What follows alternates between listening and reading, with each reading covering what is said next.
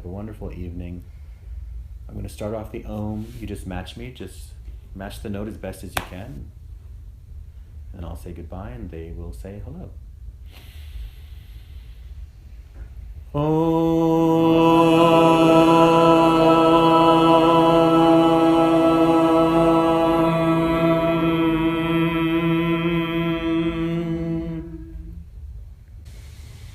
My name is Edgar.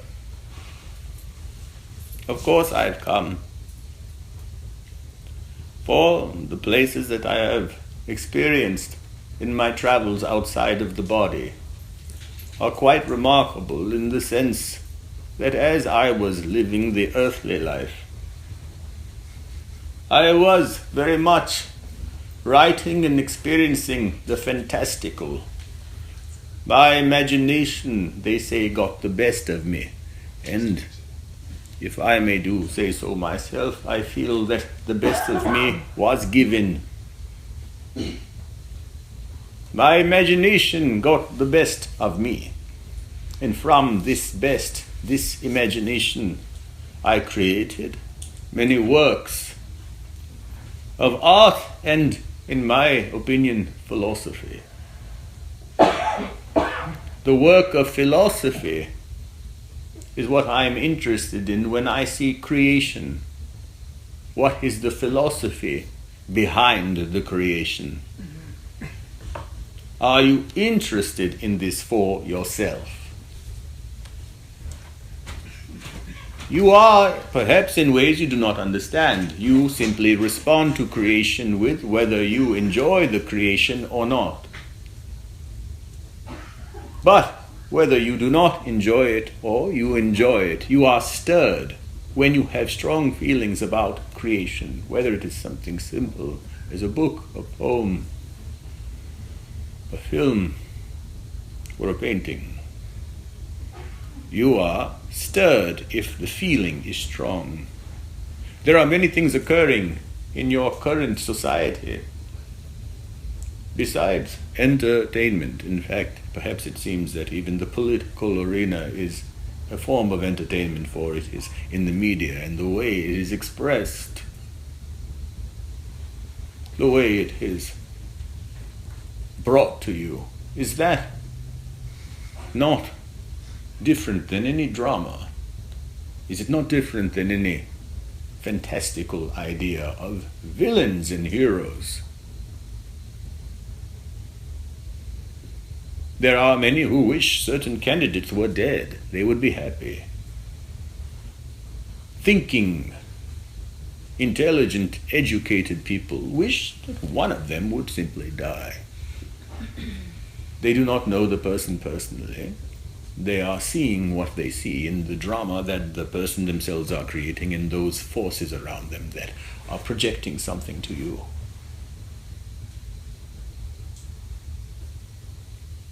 What is the best of you? Do you really do your best? Certainly you tell yourself and others to do your best. Simply you do your best, you tell your children to do their best. But do you do your best? It is something worth exploring, for what is your best? Is this your best? Do you know your best? Isn't it interesting that part of you does know your best? You can sniff it, you feel it. You know when you have done everything you can, when you have poured every ounce of creative energy into something. There are many times that you create something very wonderful without a lot of effort. The effort actually was you removing yourself from your own way. And the effort was in that. And that, we would tell you, is something very powerful for you to do. To step out of your own way. That is where all of your transformational work. What a word, a very magical word, transformational. That is what the great magicians or illusionists would like to promote as an idea through their visual and wonderful, playful trickery of the eye. So that you believe in transformation, that you believe in teleportation or disappearing, you believe that you can survive being sawed in 3 or 2, or that you can levitate. They're all metaphors, of course, for everything that you enjoy artistically speaks to you in some way. Now, in this regard, some people consider certain tastes to be very upper class or high class or high brow, and some things to be very low brow. I feel that it is up to you to see what it is you are interested in and why. It is very important for you to look deeper into why you like the things that you like. And ask yourself that over and over again. Find what it is that you like. Then examine yourself. You are intelligent people. When you are done distracting yourself with trying to get things, you will see this. When you are done trying to get things, or your preoccupation has been brought to a minimum, certainly you are here to progress and to achieve, to manifest. But to become obsessed with outcomes does not serve you. You'll see how it exhausts you. You may be walking around like a ball of nerves. Well, what touches that nerve? Some of the work in this particular lifetime where I was amongst you. I was exposing my own nerves, my own feelings or fears. And that spoke to others. There were many who wrote darker novels, perhaps. And many of them touched me, touched a nerve. You are inspired by things that touch your nerves. What do you do with them? Are you afraid of them? Are they so powerful that you feel you cannot create in the same way? Though you may learn a technique, be it any kind of technique, you will only become skilled at a technique. It will not make you a visionary. It will not make you one who lives the art, the one who becomes the dance rather than dancing herself. That is when the lines blur and all you see is the magnificence of it. Those who get out of their own way are wonderful channels, for they are able to bring through this wonderful energy and to infuse that which they create with this kind of, whether it is a meal and the flavor of it, or whether it's a piece of art. It is within anything that they do. In fact, they need very minimal technical skill. Many of the great visionaries feel they have very minimal technical skill. In music, they say, this one plays with feeling, though this one is a virtuoso at their instrument. There is something that is speaking through the way they play, or paint, or cook, whatever it may be. You are feeling beings.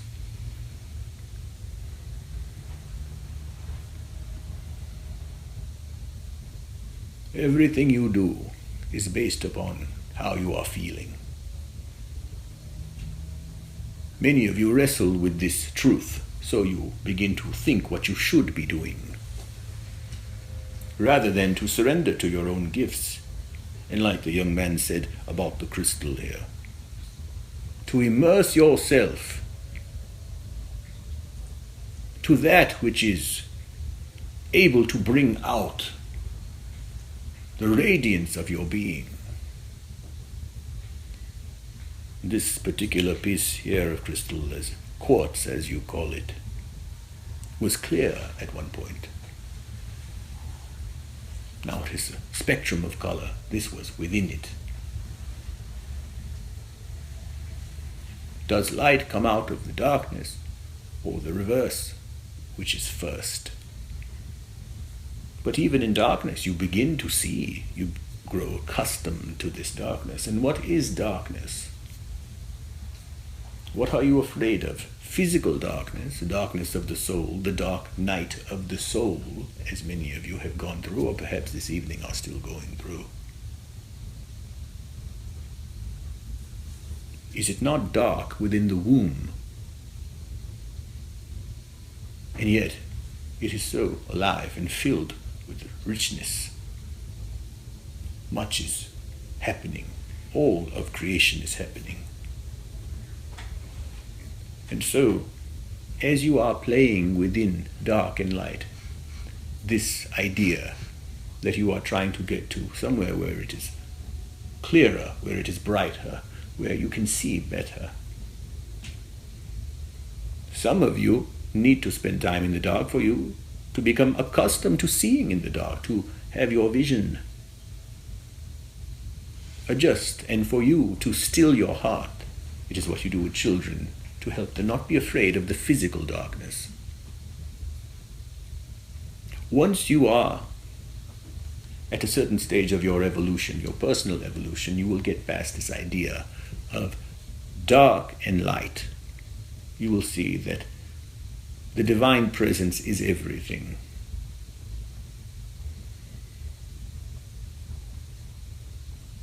You cannot be sure of anything. You do not know whether this reality is a dream or not.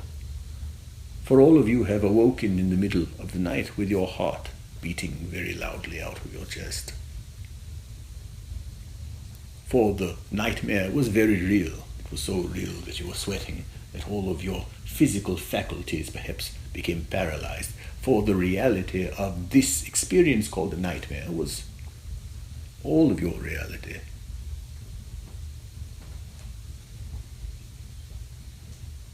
You were convinced, and you began to thank your lucky stars that it was only a dream, as they say. And yet you believe this is reality. This is as real as your dreams. You yourselves have said it. It was so real. It was so real, as this seems very real. And yet you believe this is the reality, for it lasts longer and seems to be more consistent. Yet all of you again this evening will travel into perhaps pleasurable experiences or not so pleasurable experiences. And they will seem quite real to you. There are moments where you have something called lucid dreaming, where you are, of course, more aware that it is a dream. But we are not referring to that experience. The majority of the experiences are that you are experiencing it as reality. So you cannot be sure, for perhaps you will, as many do, as they cross over from this life into the next dimension. This seems like a dream, as the song goes, that life is but a dream.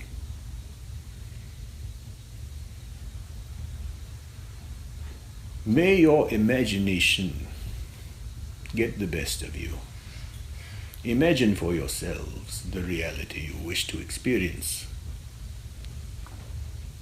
As you imagine it so powerfully within your being, you will feel as though you already have it, and the channels for this experience to actually be in what you call reality.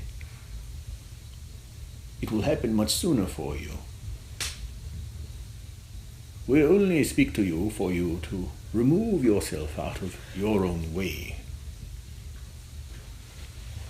for you to know that that which you imagine is your power.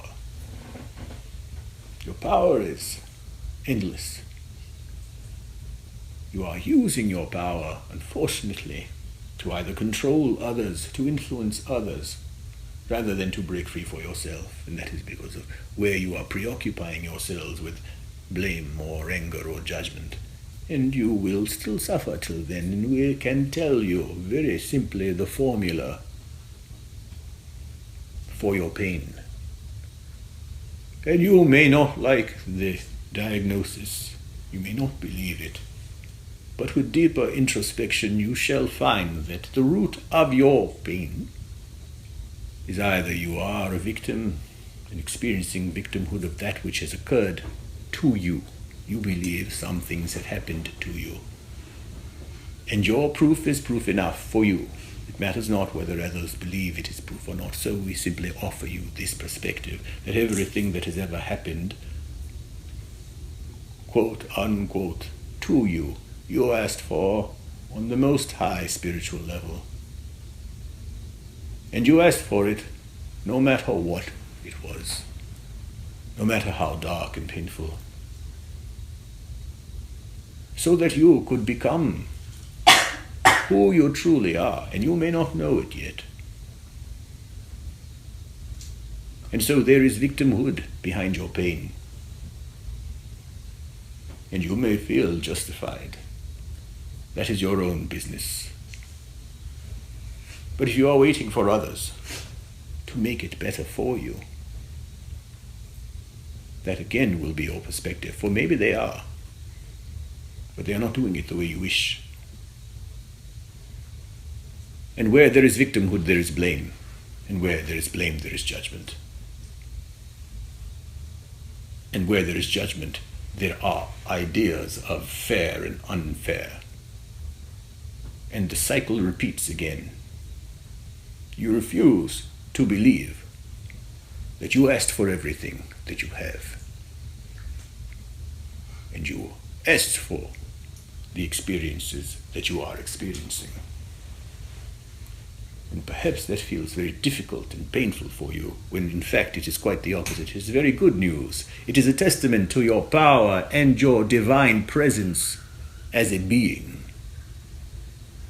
It is a testament to your divine presence and your power as a being. You choose whether it is love or not. Examine your own self at this very moment. Do you feel love? Or is it affected by screeching of tires, or your opinion of yourself that you are replaying over and over again, whether it is about your body or your mind, or others' bodies or minds? And if you are so introspective, are you turning this into creation, or are you simply sweltering, melting, decaying? What are you doing there? Are you still trying? Trying for what? To get what? From who? For what? You think it is there? It is here. Buried under the rafters, the floorboards, like a heart beating.